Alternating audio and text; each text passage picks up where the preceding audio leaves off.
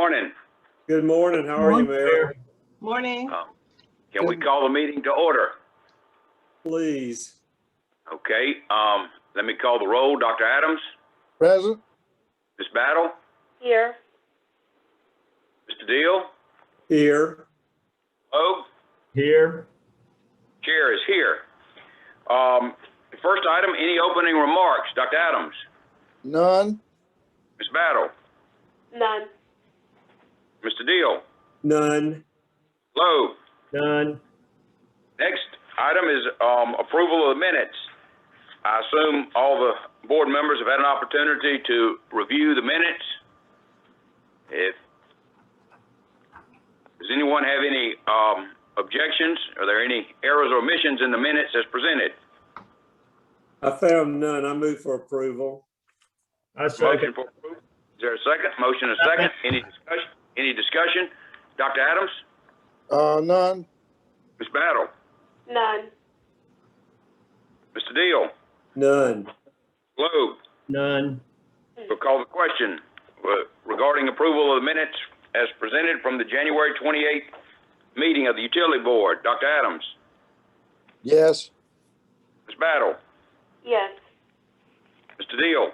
Yes. Mr. Logue? Yes. And Mayor votes yes. The minutes are approved as presented. The next item on the agenda is a discussion regarding the household collection of household garbage east of Slappy Drive. And I think Mr. Stock and Mr. Rowe, are y'all with us this morning? Yes, sir. Good morning, Mayor. Good morning, Board. Okay. Good morning. Morning, Ken. Hello, Stacy. Hello.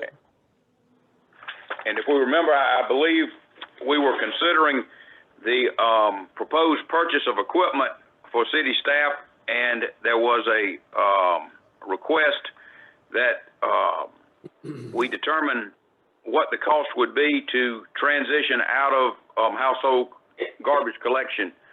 As we know, the city collects garbage east of Slappy Drive, and we have a contractor that collects garbage west of Slappy Drive. So with that, Mr. Stock.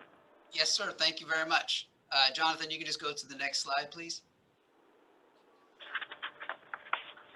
So the mayor did an excellent job of leading in for me, so I don't have to. Thank you for the history. That is exactly what we had considered in December and then requested to make the analysis. And so we're coming back today with that analysis complete and presenting basically two options. The first option, of course, is that the city would continue to provide the residential waste collection to the same benefit as being provided by the contractor. And of course, you know, in order to do that, the city would need to replace the aging equipment, vehicles, and invest in the hardware and software and equipment with the route tracking and documentation capabilities. And I guess a third item there would be, of course, then train staff, you know, to use that equipment. The second option would be contracting out all of the residential solid waste that as, you know, requested to analyze here in this item. So, and with that, the contractor would then provide all the necessary resources to expand the service to the entire city. In either option, the city will continue to serve all of the commercial customers. Next slide, please, Jonathan. So this slide is the side-by-side analysis of the finances, includes the assumptions I just made from the previous slide. Also has that these assumptions includes for both options that it would use the quoted contractor rate of $26.48 per account per month, and it would include the pass-through of $2.69 per account per month.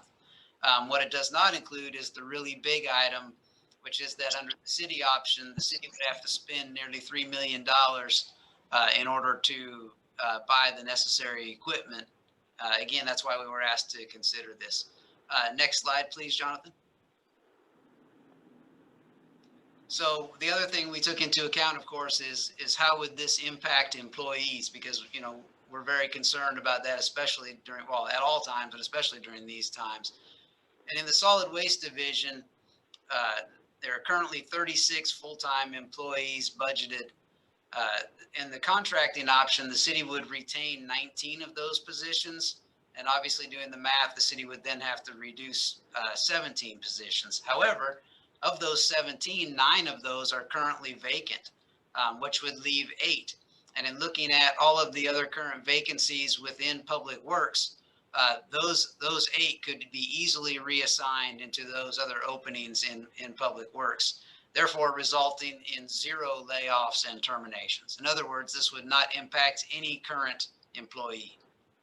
All right, next slide, please. So the pros and cons. The pros for expanding residential solid waste contract across the entire service area is that would increase and levelize consistent standard of service benefit to all customers, both east and west. It would eliminate our confusion of having 2 separate service areas that comes up occasionally, as you can imagine, having a dividing line. It would reduce the capital cost we mentioned, definitely reduce risk, and reduction in certain other long-term obligations. The cons of not expanding the residential solid waste contract across the service area is that we would continue to have a disparity of service benefit for the different areas of the city. And of course, we would continue to have an ongoing need for large capital expenditures, and we would continue to have a high degree of risk due to this activity. More miles, more people, more equipment, more risk. And with that, last slide. And with that, we will entertain any questions. Okay. Thank you, Ken, Mr. Stock. Any questions, Dr. Adams? None. Ms. Battle? None. Mr. Deal? Yes, Ken, that's an excellent report. What is the value and how many pieces of equipment would we be able to sell used that we're presently using? Right now, we have 6 grapple trucks. And I believe it's also, I'd have to get Stacy's on here to help me out, but I believe it's also 6 rear loaders. That's correct. And again, I'd have to defer to Stacy if there's any other pieces of equipment. I think there's a couple pickups that could probably be shed as Well, that would be another plus the revenue that we would gain from selling that equipment. Yes. And this is, in my opinion, a great report. The thing that concerned me most was the loss of jobs, and you've got that covered. Yes, sir. Thank you very much. That's all, Mr. Mayor. Thank you, Ms. Deal. Ms. Lowe? Yes, got a few questions. And it was a good presentation, informative. Before we were only talking about capital expenditures and replacement of equipment of $1,078,000, but now you're saying that our capital cost would be $2,770,000. Yes, sir. So I think what you're saying is that rather than continuing service as we provide it now, that as far as the analysis goes, you're looking at duplicating what our contractor does on the west side of town. Is that correct? Yes, sir. That is correct. So that analysis obviously has those 6 grapples that we originally talked about for that $1 million plus. It also includes that of our 6 rear loaders, 4 of those would need to be replaced in the next 12 to 18 months. So even though those haven't been brought to you yet, they would be, if we were to continue along those lines. And then the last part is upgrading the equipment so that we would have that same, level of service to be able to perform that same tracking capability with the bins and stuff. And there's a cost to those items as well. Okay, and that, I guess, leads to my next question. I wanted a little clearer definition of disparity of service, because right now I live on the east side, and as far as our customers go, I think that that we're getting excellent service. I know I do. Well, and we really appreciate that, Mr. Lowe. What we would really be referring to in this case is a lot of times when people call in with questions right now about whether or not trash was picked up at a certain time or a certain location, or whatever. Right now on the east side, we track everything via paper.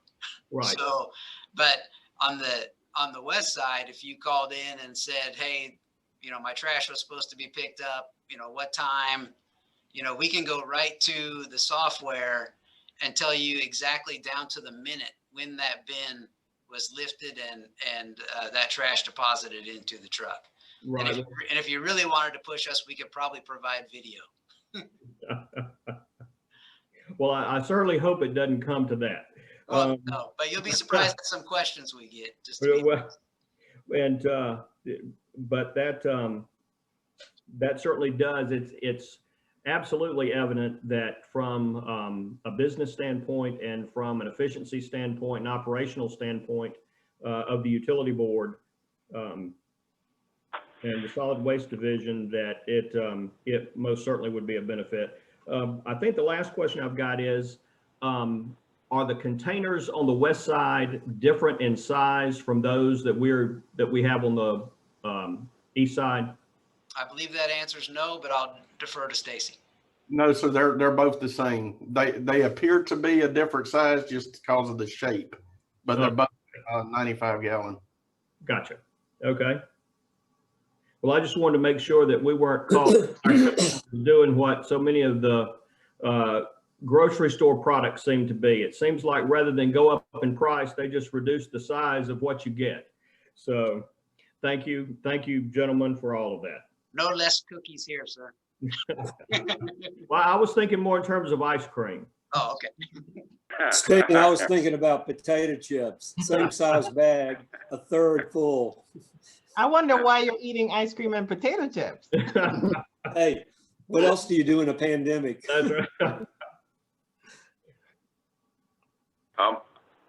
Is that all, Ms. Logan? Yeah, that's it. Thank you.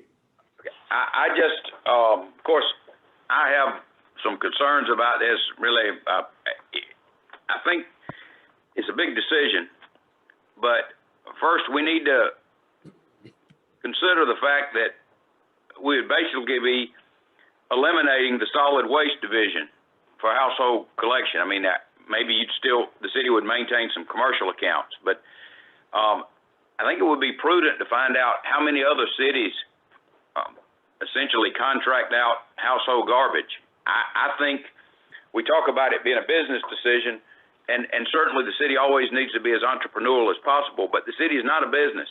We're providing a service to our residents.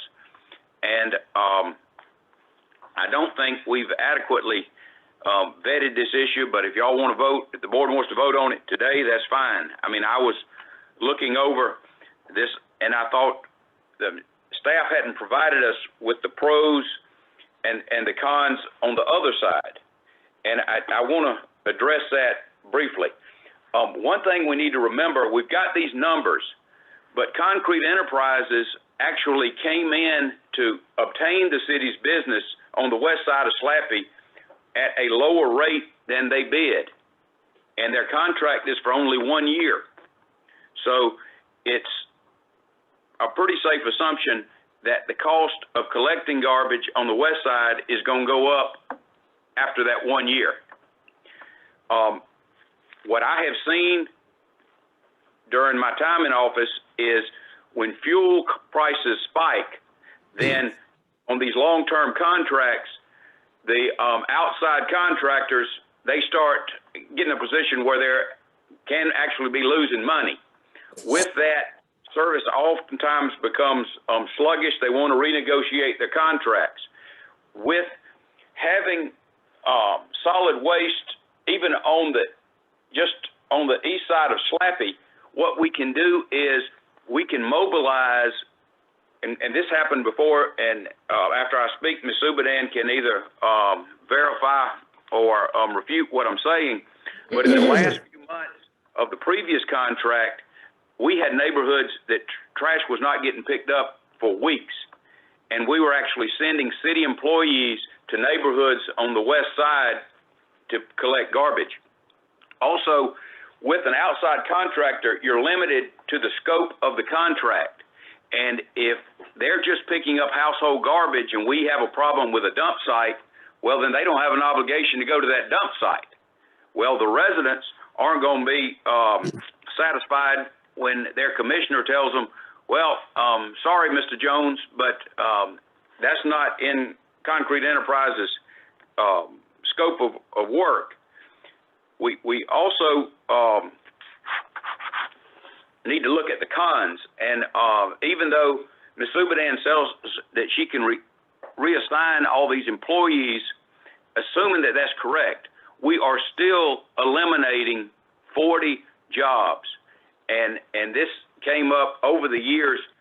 Well, the people who work for contractors don't have the same benefits that they would have as city employees, and we are impacting these people. We would be eliminating about 40 jobs, even if the individuals can be reassigned. Mr. Deal brought up the disposal of the equipment. That would be some income, but I don't think that Mr. Stock just told us 2 of the machines have to be replaced, so whatever value they would have would probably be negligible. I question this about the risk, and we can get an answer from Mr. Davis. I don't think this would be a delegable duty. In other words, the city is going to be responsible for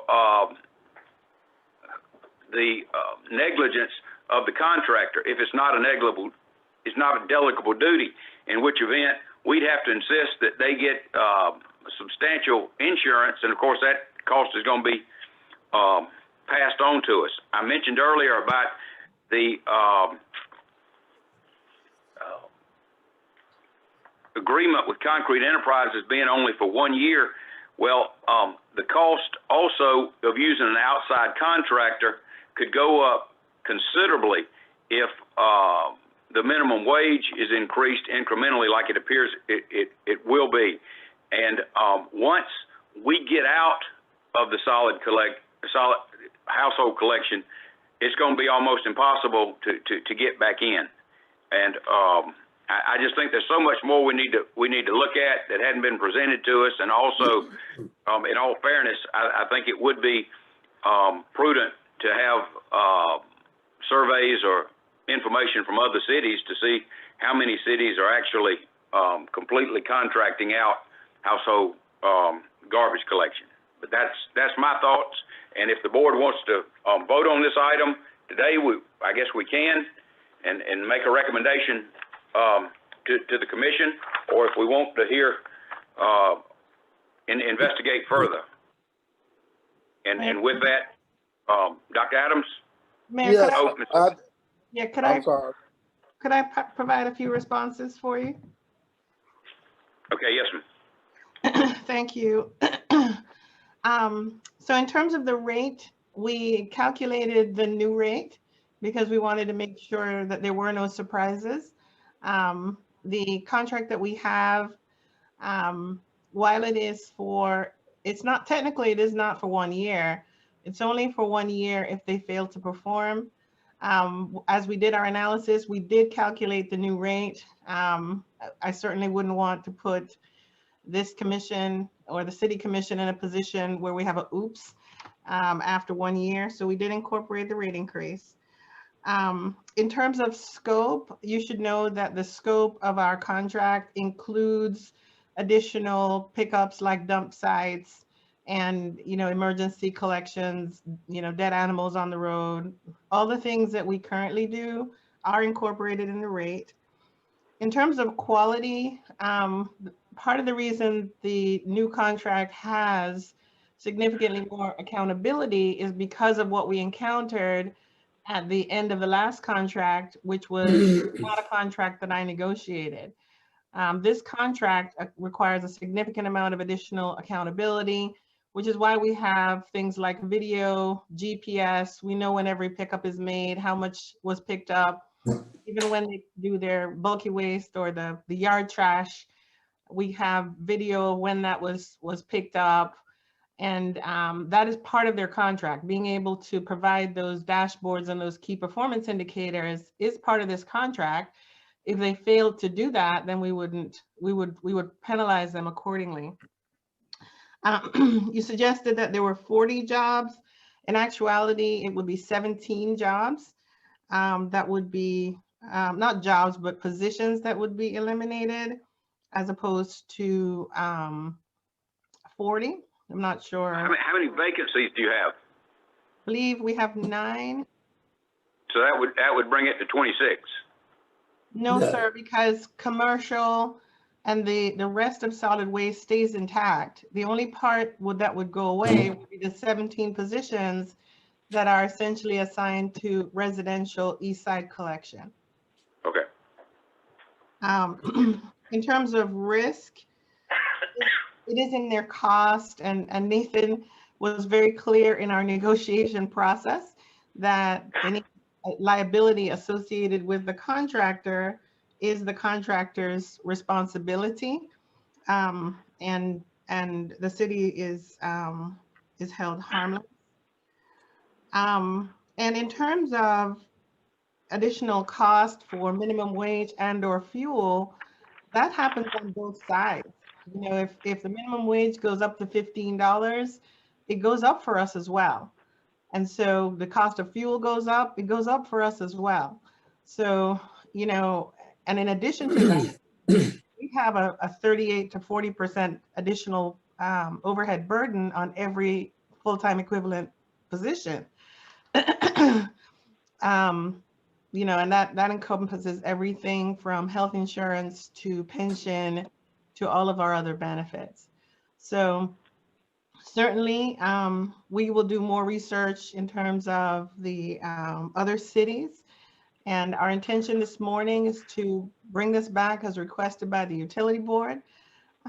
We would like to take this to the city commission and a second work session in March for their input, and we can provide additional and more detailed analysis. There's a lot of backup to each one of these numbers, and we certainly can provide that as part of our presentation to the city commission. Sharon, one quick question. If we postpone this to our next utility board meeting, would that give y'all adequate time to check with other cities and see how they're collecting the garbage? Yes, but what that would mean is we would have to postpone the city commission or potentially postpone the city commission till April. One of the reasons this is being brought to you now is we need to get direction on our budget. We've already started to put together fiscal 22 budget, and we need some direction from the utility board, because depending on how we go will depend on how much we budget. We'll have to budget differently. Ms. Subadan, Mayor, Excuse me, Dr. Adams. Can we go around the table now? You have the floor, Dr. Adams. okay, thank you. Ms. Subadan, am I correct that I heard that we still have to service the commercial part of the city? And if that's the case, how many employees would be involved in that aspect of it? And would that necessitate new equipment, and what would be the cost of replacing that equipment? Yes, we would like to retain commercial. We found it to be fairly lucrative for us. You may recall a few meetings ago, you approved some equipment for the commercial operation. We did calculate that. That calculation has happened separately to ensure that our cost of commercial is covered, and we end the process ahead. I don't have that number on hand, but we certainly can provide that as part of our overall. The number of employees, does anybody have that information, the number of employees in that, or is that a separate aspect, or is that? So 19 other solid waste employees are retained, and a part of that is our commercial operations. Stacy, do you have that on hand? I know we had the breakout when we looked at our backup. Yes, ma'am. Out of the 19 that we would retain, 8 of those as operators that would perform the duties, you know, for the front loader trucks and the roll-off business that we have. Good. Now, is that equipment in good shape, or Yes, will that have to be replaced? And if so, about what's the approximate cost? I don't think we're slated to replace a front loader this year, but the last cost I had for front loaders is like $275,000. Okay, thank you. Is that all, Dr. Adams? Yes, that's it. Ms. Battle? No questions for me. Mr. Deal. Yeah, Stacy, this one's for you.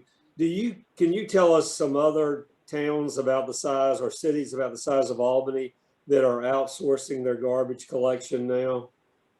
I believe one of Robin's, but I'd like to check and verify before I really answer that, because I Okay, I understand that. I think the mayor had a good point to see how it's working in other cities that are comparable to Albany. But other than that, I'm all for it. That's all I have, Mr. Mayor. Thank you. Ms. Lowe? Yeah, just a comment. You did make some very good points. But one issue I might take exception to.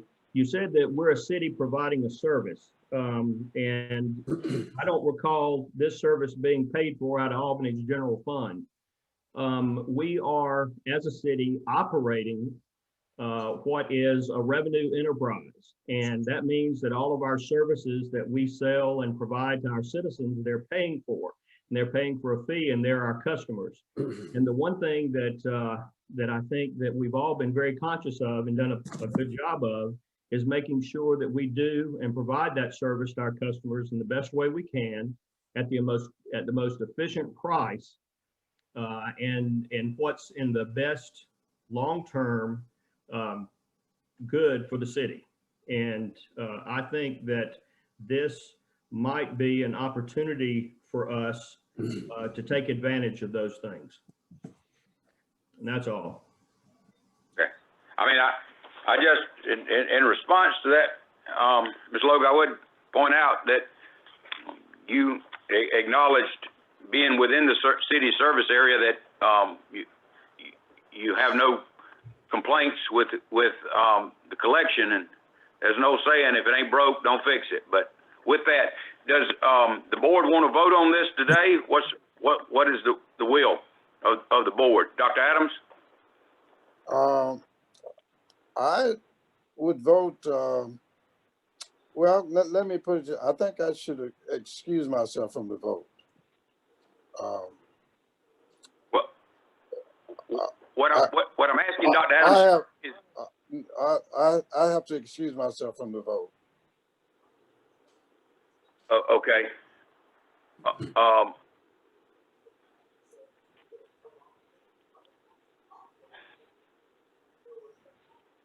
Ms. Battle, are you ready to go ahead and vote on this today? I'm fine with voting. Okay. And Mr. Deal, you ready to vote on it, or you want more information? No, I'm ready to vote on it. I think it's the right move, and I think it's a good, like Stan said, I think it's a good, we have a fiduciary responsibility to the tax holders, and I think that we would be doing a good job to save money by outsourcing. Okay. And Mr. Lowe, you ready to vote? Yeah, I'm ready to vote today. Okay. So with that, we've already had discussion, hadn't we? Yeah. So with that, we'll call the question. Dr. Adams, you're abstaining, is that correct? No, I have to excuse myself from the vote, right. Yes, okay. Second, Ms. Battle. I vote yes. Mr. Deal. Mr. Mayor, is there a motion on the table, or do we miss that? I don't think there is. Oh, I'm sorry. Okay, I'm sorry. Okay, the chair would entertain a motion. So moved. Second. Okay, and the motion is to approve to the city commission outsourcing solid waste collection in the area east of Slappy Drive. Is that correct? That is correct. Okay. A motion, is there a second? Second. Motion is second. Any discussion? Ms. Battle? None. Mr. Deal? None. Mr. Lowe? None. Okay, with that, we'll call the question. I'm sorry, Ms. Battle? Yes. Mr. Deal? Yes. Mr. Lowe? Yes. Chair votes no. The motion passes. The next item on the agenda is appointment of a utility board member to the long-term financial planning committee. Ms. Subadan. Yes, Mayor. As you may recall, the 1/3 of the MEAG credits was assigned to a job investment fund, which we maintain and partner with the Economic Development Commission to use it as a way for us to secure economic development projects. Because it was the genesis of the fund came from the utility. The utility board seats 2 people on the long-term financial planning committee. Currently, Jim Deal serves on that committee for the utility board. Chad Warbington, BJ Fletcher, Bob Langstaff serve for the city commission. And this morning, we need a replacement on the long-term financial planning committee from the utility board. That seat was previously held by Sam Sneed, who's no longer a member. Okay, any questions from Ms. Subida and Dr. Adams? None. Ms. Battle? None. Excuse me. Deal? None. Slow? None. I would just ask the city manager for, I'm sure Mr. Logue has a good understanding of this, but just for our benefit, I'm getting the information with the rest of the city commission. Ms. Subadan, did you send out that explanation to the members of the utility board? No, I can send it out again, or if you want, I can go over it now. Okay, can we do both? Absolutely. Okay, yes, ma'am. Just If you give me 1 second to pull up the document.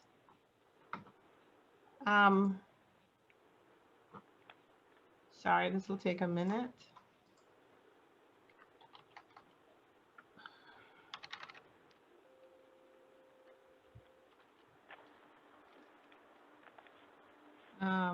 Derek, are you on? Could you kind of give the history of the Yes, ma'am. I the can. MEAG credits while I look for this? Yes, ma'am. Yes, just speaking in pure terms of numbers, when MEAG made that decision to refund those dollars back to the utility, there was a joint decision made to divide that up into thirds. And so the total refund amount was $76.2 million. And so the utility kept a third, the city kept a third, and the decision was made to set 1/3 aside for future purposes. And it was later decided to create a job investment fund for that other third. And so all 3 entities kept $25.4 million. The utility and the city used their funds for general operating purposes up until fiscal year 15, which was about $19.1 million. Beginning in fiscal 16, they sort of set that money aside, the city and the utility, pretty much after we came together. That other third that was set aside, the utility requested $1 million of that money for elevator repairs, some other repairs. The city requested $200,000 of that money for the game task force. And since that time, there have been some requests from the Job Investment Fund, Thrush Aircraft, Pretoria Fields, Restaurant, Mars Chocolate, the Flats at 249, Coates and Clark, and the Flint. And so funds that have been exhausted from the, expended from the Job Investment Fund amount to about $4.9 million. That left a balance of $20.4 million in that fund.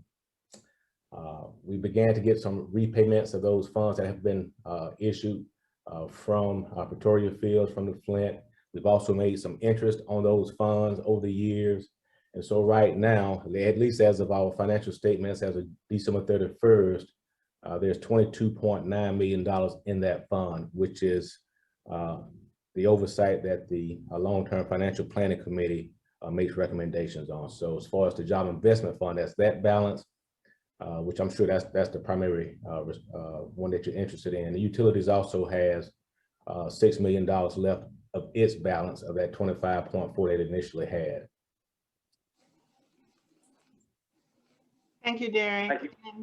And the general fund allocation of 25.4 million was used for general operating fiscal 09 to 15 before I got here.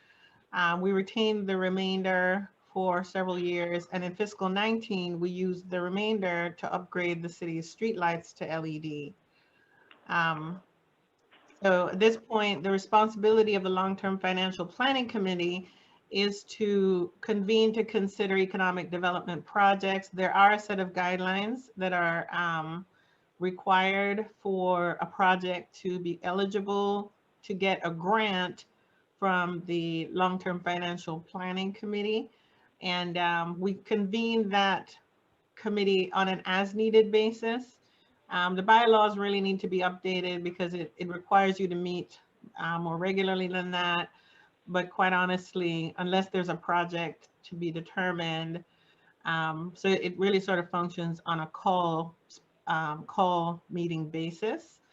But it would be interesting to see how you would like that to be framed going forward along with the city commission. And what the long-term financial planning committee does is evaluate the projects and then make a recommendation to the city commission, and the city commission ultimately has the decision of whether or not to approve a grant from the job investment fund.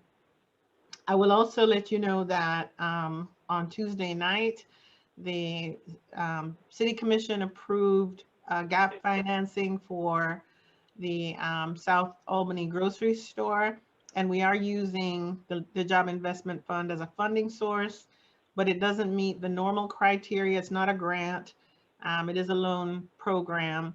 So these funds will go down by $200,000 for the purpose of supporting the supermarket in South Albany, which, as you know, has been a challenge of able to partner with an operator and a building owner to bring that life back to South Albany.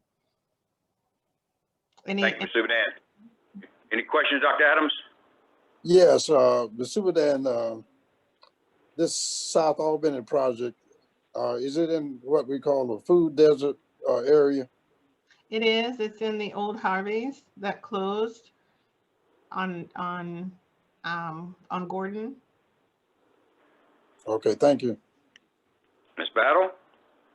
No questions. Mr. Deal? None. Mr. Logue? No questions. Well, it appears we have roughly $20 million in the job investment fund, and this committee oversees those funds. We all would agree we need more projects in industrial prospects so the committee could meet more frequently. But the issue here is the utility board needs to appoint a member. I would entertain nominations, or if anybody wants to volunteer. However, y'all tell me how y'all want to do it. Do you want to take nominations, or we want to? I would, since initially I think I was involved in that project, and I certainly would like to see those type funds be guarded with care, so to speak, and not just be used hither-skelter. So I would like to volunteer, and I don't volunteer for many things, but I like to volunteer to serve if it's the pleasure of the other commissioners.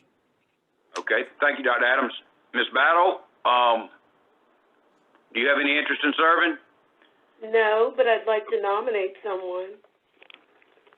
Well, I think we're going to volunteer. No, it's, if she wants to nominate somebody else, I would certainly not want to take that pleasure from her, you know. Okay, Ms. Battle. Stan Logue. Okay, and Mr. Deal? Yeah, I'd like to support Dr. Adams. He's very familiar with this. Okay. Mr. Logue? As much as I appreciate Brenda's support, I think that Dr. Adams would be a good choice as well. Okay, that's perfect. All right, with that, Dr. Adams has volunteered to serve. We'll pass on Dr. Adams first. All in favor of Dr. Adams serving? Dr. Adams? I will abstain. Ms. Battle? What I have to say, yes. Okay. Mr. Logue? Yes. I mean, sorry, Mr. Deal. I'm sorry. Yes.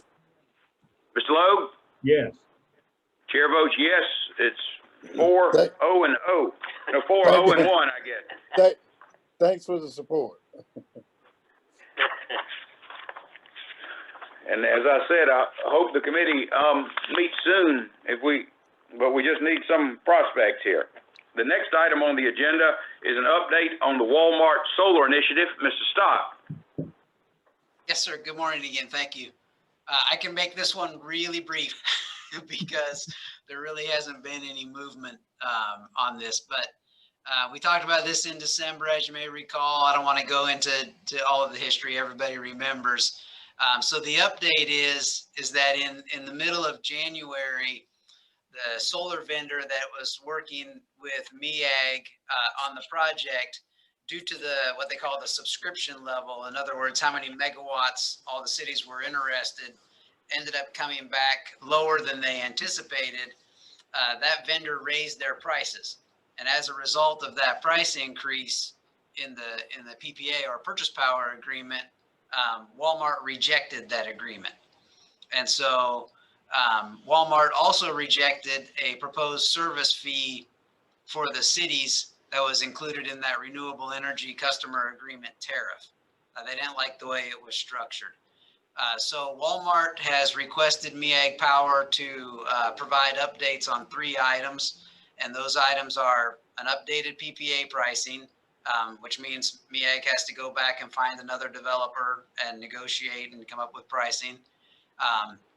And then the second item is the revised RECA tariff for the city fee and redo of that structure. And then the third thing they wanted was some project scenarios, which are really, like we talk about, are just options, if this, then that. So they wanted some of those as well, based on that subscription level.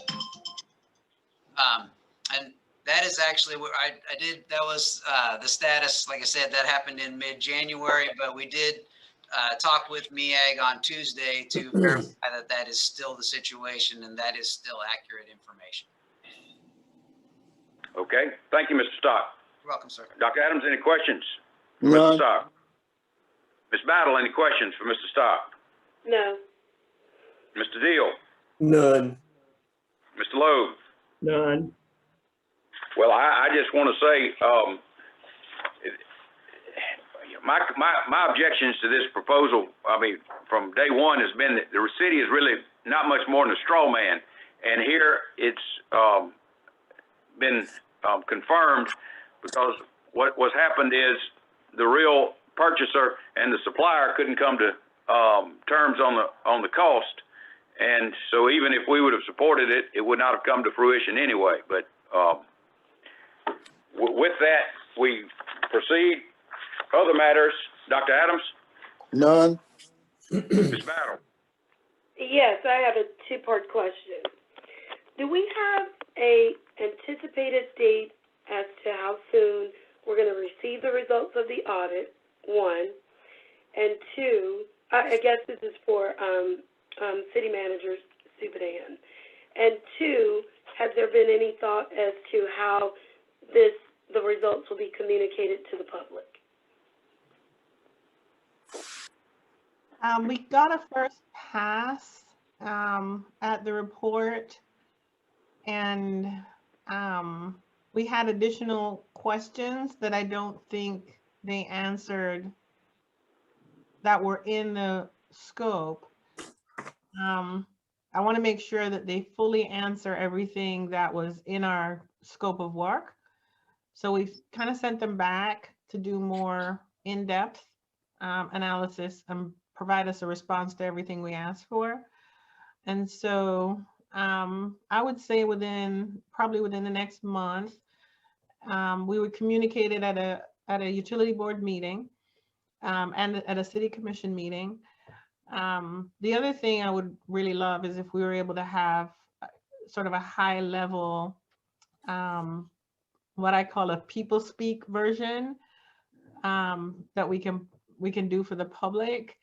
And so when we get the final report, that's something that we would like to be able to put out on all of our media and social media outlets.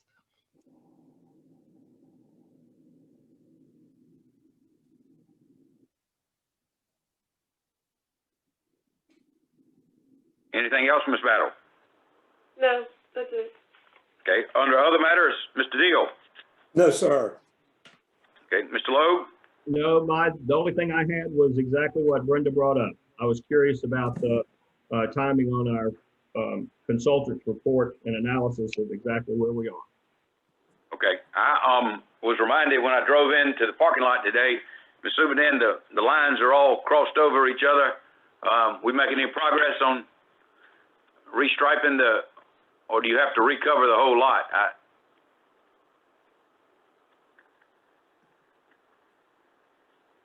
What you're seeing is the result of restriping. We actually need to repave the lot.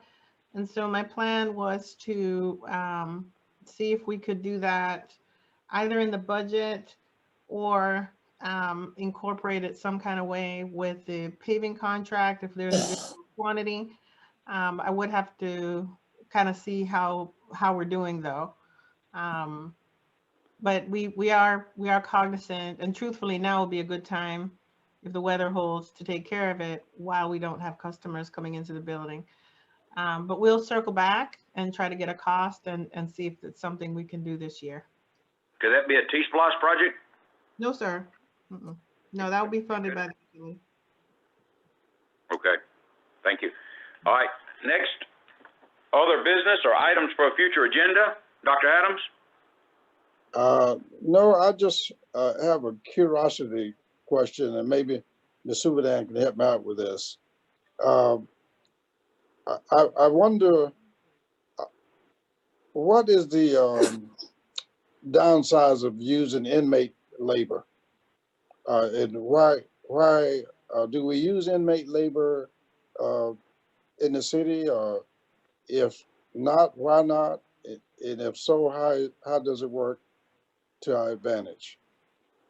Well, actually, we had gotten a really good arrangement going for litter pickup, especially in some of our most challenging areas where, every 3 days you have to go out and pick up litter.